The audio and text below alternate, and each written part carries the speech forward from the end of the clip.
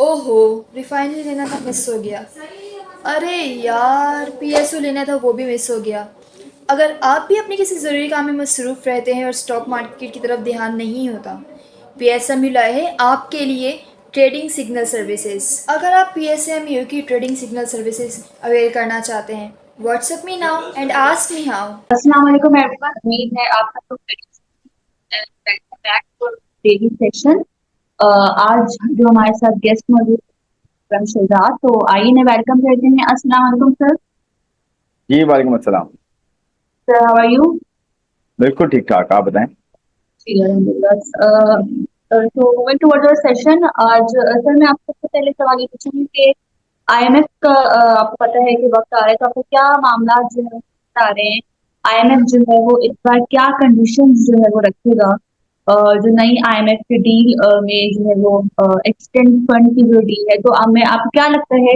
और extend fund की जो डील है, आपको क्या लगता है गवर्नमेंट जो है वो 3 साल अ, में जो है वो कोशिश करेगी कि 5 साल तक ले जाए उसको? जी बहुत शुक्रिया अरीबा।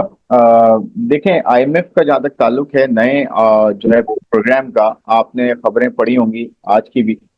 तो आई थिंक आईएमएफ जो है अब शायद 1.3 ट्रिलियन रुपीस, तकरीबन 1300 अरब के टैक्सेस, एडिशनल टैक्सेस की बात कर रहा है। और जब 1300 अरब की हम बात करते हैं तो इसमें दो चॉइसेस हैं। एक तो ये कि आप एग्जिस्टिंग टैक्स पेयर्स को टैक्स लगाएं, जिसमें कॉर्पोरेट सेक्टर पे ऑलरेडी टैक्स बर्डन बहुत ज्यादा है। ऑलरेडी कॉर्पोरेट टैक्स जो है वो आपको पता है 29% कॉर्पोरेट टैक्स है, और इसके साथ 10% जो है वो सुपर टैक्स भी है। फिर उसके अलावा और बहुत सारे छोटे टैक्सेस हैं, जिसकी वजह से एक कॉर्पोरेट एंटिटी को बहुत मुश्किल हो गया है पाकिस्तान में जो है वो इन्वेस्ट करना और बिजनेस करना, और जो है कुछ जो है सेविंग्स करके उसको री इन्वेस्ट करना। तो मुझे लगता है कि ये काफी टफ सिचुएशन है। और दूसरी चॉइस ये है कि जो है, जो पॉलिसी मेकर्स हैं, जो डिसीजन मेकर्स हैं, वो जो है, जो नॉन टैक्स पेइंग सेक्टर्स हैं, जिसमें हम बहुत बात करते आए हैं, होलसेल रिटेल की और रियल एस्टेट की, एग्रीकल्चर की, और बहुत सारे सेक्टर्स हैं प्रोफेशनल्स की, जो कि टैक्स नेट से बाहर है। बहुत सारी मार्केट्स हैं, छोटी मार्केट्स हैं जो टैक्स नेट से बाहर हैं। तो या तो गवर्नमेंट उन पर टैक्स करे और उनको छोटा टैक्स करे और यहाँ से टैक्स पूरा करे, और फॉर्मल सेक्टर से टैक्स को कम करे, ताकि मुल्क में इन्वेस्टमेंट हो। तो ये जो 1.3 ट्रिलियन रुपए की नए टैक्सेस की बात हो रही है, मैं उम्मीद करता हूं कि इन सेक्टर्स पे टैक्स किया जाए जो कि टैक्स नेट में नहीं है, और फॉर्मल सेक्टर से टैक्सेस को कम किया जाए। तो ये एक बड़ा इशू होगा, जो कि देखना होगा कि बजट में कैसे इसको गवर्नमेंट जो है वो टैकल करती है। बाकी मुझे लगता है इलेक्ट्रिसिटी की प्राइसेस, गैस की प्राइसेस काफी हद तक हम पास ऑन कर चुके हैं, काफी हद तक उसका इम्पैक्ट ले चुके हैं। इन्फ्लेशन काफी ज्यादा ऑलरेडी हो चुकी है, और रुपया भी अपनी वैल्यू के 3 4 5% के जो है वो वेरिएशन के साथ है। तो मेरा नहीं ख्याल कि और भी बड़ी चीजें होंगी। हम रिजर्व्स में थोड़े स्टेबल हो गए हैं, लेकिन ऑफ कोर्स अपने जो कर्जों की अदायगियां, वो एक इम्पॉर्टेंट एस्पेक्ट है। और उसमें देखना होगा कि आईएमएफ जो है शरह सूद को कहाँ देखता है और पाकिस्तानी रुपए की कदर को कहाँ देखता है डॉलर के अगेंस्ट।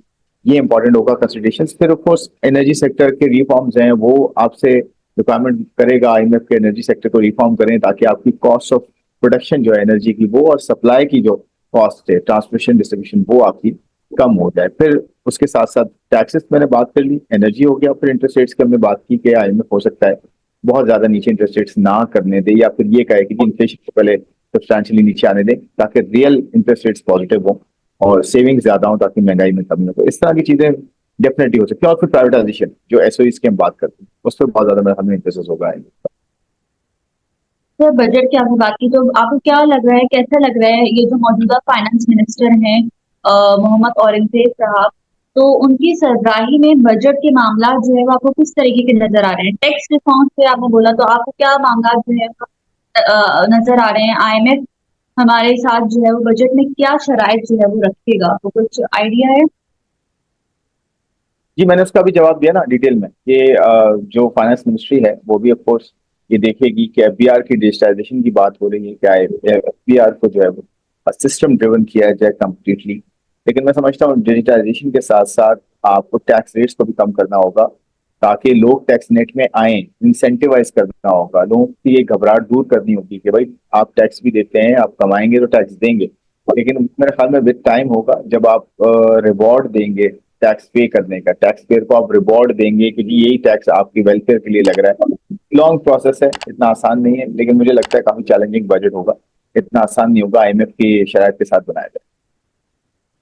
सर इंटरेस्ट रेट की आपने बात की, तो आपको क्या इंटरेस्ट रेट कम होते हुए नजर आ रहे हैं? फिर जो ये कामरान खान की ट्वीट भी आई थी, तो ये इमरजेंसी मीटिंग कॉल होनी चाहिए, इंटरेस्ट रेट को जो है वो नीचे करना चाहिए, क्योंकि इन्फ्लेशन तो हम देखते हैं अप्रैल के महीने में 17.40 आया था। तो आपको क्या लग रहा है, इंटरेस्ट रेट कम होते हुए आपको दिख रहे हैं? नहीं, मुझे नहीं लगता इंटरेस्ट रेट जो है इतने जल्दी कम होंगे जब तक बजट नहीं आ जाता और आईएमएफ का जो प्लान है वो सामने नहीं आ जाता, नया प्रोग्राम जो।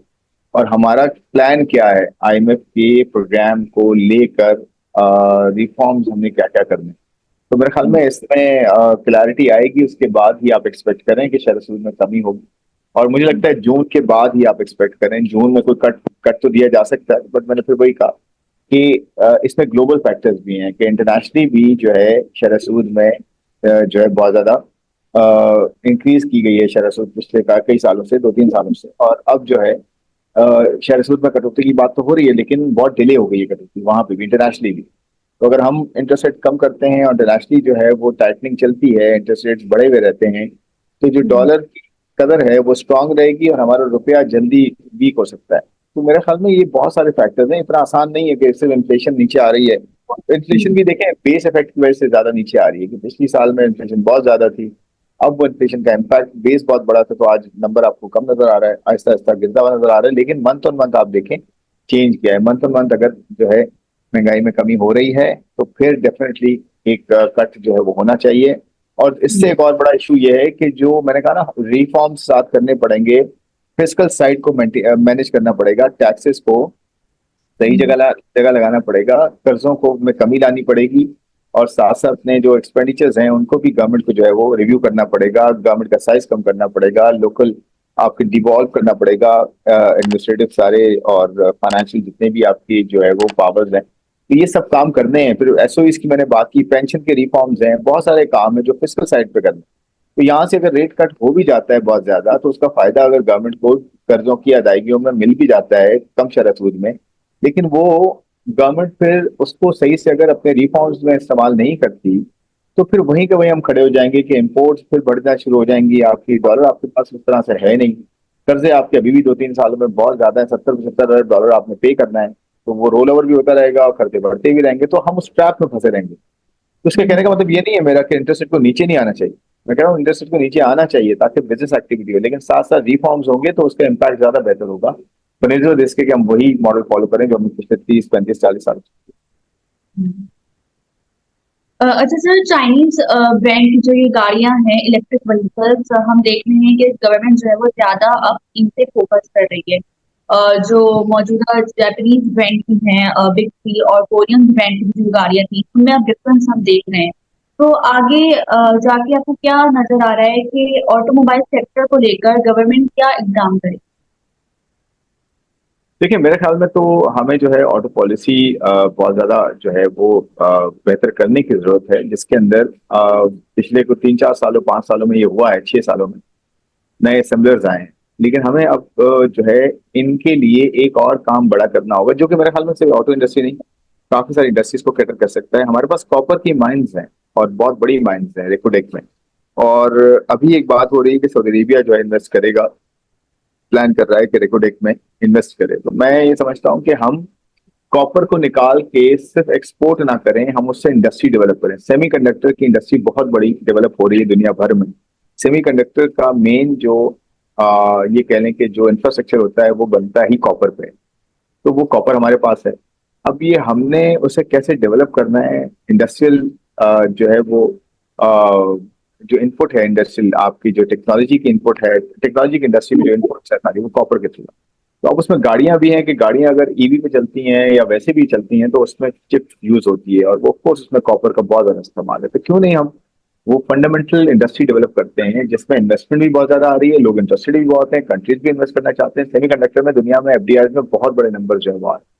तो ऑटोमोबाइल की पॉलिसी में इसको कहीं ना कहीं हमने इंकॉर्पोरेट करना होगा, या हमें ग्रैंड पॉलिसी में करना होगा, अपनी इन्वेस्टमेंट पॉलिसी में, इकोनॉमिक पॉलिसी में इसका हिस्सा रखना होगा, जो माइनिंग मिनरल्स के अंदर आता है और फिर इंडस्ट्रियल डेवलपमेंट में भी आता है, मैन्युफैक्चरिंग सर्विसेज में भी। काफी इनडायरेक्टली जो है वो रोल है, डायरेक्टली तो मैन्युफैक्चरिंग में है। तो जो ऑटो पॉलिसी है उसमें ईवी को हमने प्रमोट करना है डेफिनेटली, इलेक्ट्रिक व्हीकल्स को। उसमें फायदे ये हैं कि आपका इंपोर्ट बिल कम हो सकता है, आपका जो है वो बनेगी तो बिजली बिजली पे ही होगा, लेकिन बिजली की जो सोर्स है वो सोलर की होनी चाहिए, विंड की होनी चाहिए, जिसकी कॉस्ट बहुत ज्यादा नहीं है। इंपोर्ट बिल में भी कटौती हो सकती है, तो जिसे रिन्यूएबल्स कहते हैं, सस्टेनेबिलिटी के पॉइंट ऑफ व्यू से मैं कह रहा हूँ कि रिन्यूएबल्स में इन्वेस्टमेंट हम अट्रैक्ट करें। रिन्यूएबल्स में इन्वेस्टमेंट होगी तो ये ऑटोमोबाइल, रोड रोड ट्रांसपोर्ट जो चल रही है वो, ऑटोमोबाइल असेंबलिंग से लेकर मैन्युफैक्चरिंग और ये सारा जो है हम सेल्फ सफिशिएंट हो सकते हैं आने वाले दिन में। और ईवी में हम एक बड़ा रोल प्ले कर सकते हैं, ईवी में खुद भी असेंबल कर सकते हैं, चाइना के साथ कोलैबोरेशन करके। चाइना सबसे बड़ा जो है वो मैन्युफैक्चरर है ईवी का, और उसके पास जो लिथियम का खजाना है वो सबसे ज्यादा है इस वक्त।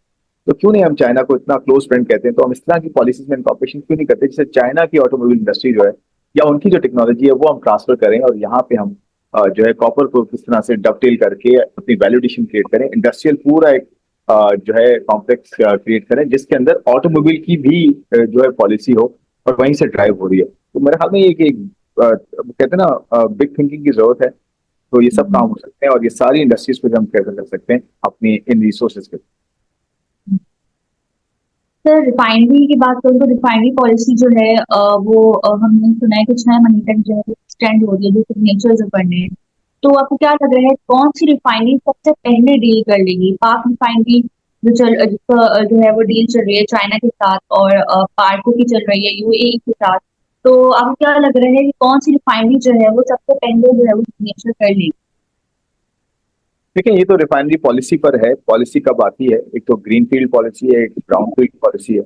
आई थिंक पहले ब्राउन फील्ड की बात हुई है, और अप्रूवल जल्दी हो जाए तो अच्छा है, क्योंकि ये जो टैक्स बेनिफिट है, 20 साल का है, 25 साल का है, 30 साल का है, जो भी टैक्स बेनिफिट के टेनर है, ये तो इम्पोर्टेंट है ही। बट मैं रिफाइनरी सेक्टर को देखता हूँ कि इसमें अपग्रेडेशन की भी जरूरत है, और इसके साथ साथ जो है आपकी इंसेंटिव ऐसे हो जिसमें पेट्रोकेमिकल की पूरी चेन डेवलप। ये इंडिया ने किया है और हम भी कर सकते हैं। तो ये आपने जो रिफाइनरीज के नाम, ये सारे बेनिफिशियरीज हो सकते हैं, अर्को हो सकता है, पीआरएल हो सकता है, एटीआरएल हो सकता है, सारे बेनिफिशियरीज हो सकते हैं। और खासकर वो रिफाइनरियां जो कि अपग्रेडेशन के जो है मराइल में है। पीआरएल की बात करें, पीआरएल जो है वो नई रिफाइनरी लगाने की बात कर रहा है, एक्सपेंशन करने की बात कर रहा है। प्लस अब आरामको आ गया है और उसने गो पेट्रोलियम में जो है वो अपना स्टेक लिया, और फिर वो भी रिफाइनरी की बात कर। लेकिन प्रॉब्लम हमारे यहाँ जो ना गैस की अवेलेबिलिटी है, जो एज स्पीड यूज होती है, वो ही हमारे पास कम है। तो आप अपना एक्सप्लोरेशन का हमें जो पोटेंशियल है वो बढ़ाना पड़ेगा, ताकि गैस हमारे पास बेहतर आए, या हम फिर एलएनजी पे काम करें या इंटरनेशनली किसी के साथ कोलैबोरेट करें। ईरान है साथ में, तुर्कमान, ये सारे आपके सेंट्रल एशियन कंट्रीज में बिकॉज गैस भरी पड़ी है।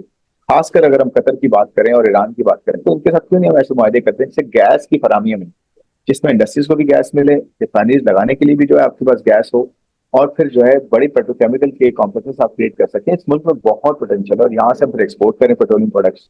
मेरे ख्याल में ये सारी रिफाइनरीज बेनिफिशियरी हो सकती है। लेकिन इसमें एक बड़ा जो इशू है ना, वो स्मगलिंग का।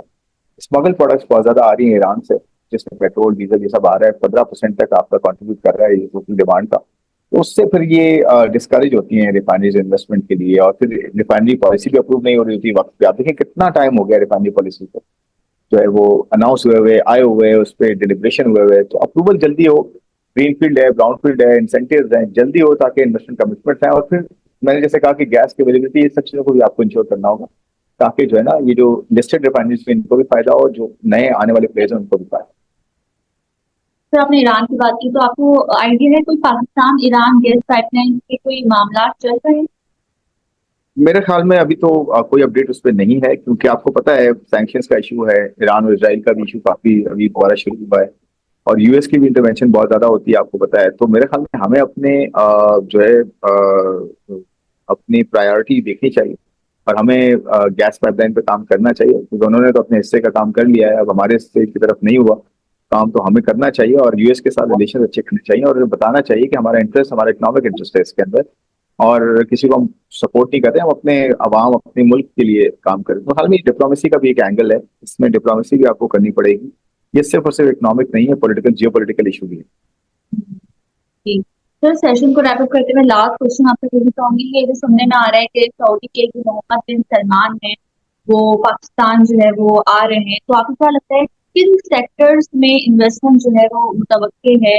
अभी जो है सऊदी अरब के 50 मेंबर्स की डेलीगेशन भी पाकिस्तान में विजिट कर चुकी है। तो रेकोटेक पे भी काम हो रहा है, तो आपको क्या लगता है क्या मामला जो है वो किन सेक्टर्स पे काम होगा? अब देखें जो सेक्टर्स इस वक्त सामने आ रहे हैं उसमें तो एक फूड एग्रीकल्चर का सेक्टर मेन है, फिर माइनिंग एंड मिनरल्स है, ऑयल एंड गैस है, और इसके साथ साथ टेक्नोलॉजी भी हो सकता है। तो ये तीन चार सेक्टर्स हैं, technology, oil and gas, minerals, mines and minerals and agriculture, food security. तो मेरे ख्याल में इन पे बात हो रही है, और इसमें भी ज्यादातर हो सकता है ब्राउन फील्ड इन्वेस्टमेंट हो, यानी कि जो ऑलरेडी प्रोजेक्ट चल रहे हो। अगर मार्केट की बात करें तो हो सकता है ओजीडीसी, पीपीएल, इनमें भी कोई स्टेक की बात हो और इनमें भी इन्वेस्टमेंट हो, या फिर इनका हिस्सा जो है वो रेकोडेक में जो है उसको बाय कर लिया जाए। तो इस तरह की बात अभी हो रही है। फिर पेट्रोकेमिकल की भी बात हो रही है कि नई रिफाइनरी लगाने की भी बात हो रही है, कि नई रिफाइनरी जो अनाउंसमेंट हुई भी थी हमें 2019 में, किंग सलमान ने की थी। अब शायद उस पर कोई बात हो जाए। वो 10 अरब की रिफाइनरी थी, वो फुली उस पर इन्वेस्टमेंट की बात हो। तो मेरे ख्याल में oil and gas, refinery sector, और आपका एग्रीकल्चर हो गया, और साथ में टेक्नोलॉजी। तो ये सेक्टर ऐसे हैं जिसपे माइन एंड मिनरल्स जो है ना वो बड़ा इंपॉर्टेंट है, माइन एंड माइनिंग। तो ये तीन चार सेक्टर हैं इन पर बात सकते हैं, और इसी वजह से आपने देखा है मार्केट में भी जो है वो बेहतरी हुई है। डेलीगेशन अभी भी आया हुआ है, और हमें आज कल में चला जाएगा, 50 लोग आए उनके, और B2B एंगेजमेंट हुई है।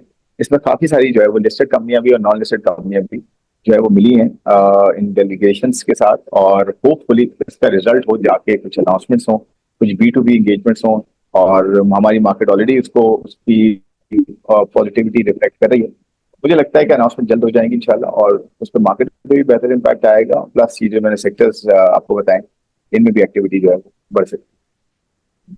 Okay, thank you so much sir for giving your valuable time. काफी इंफॉर्मेटिव रहा आपका सेशन। ख्याल रखिएगा। Thank you Areeba for having, thank you.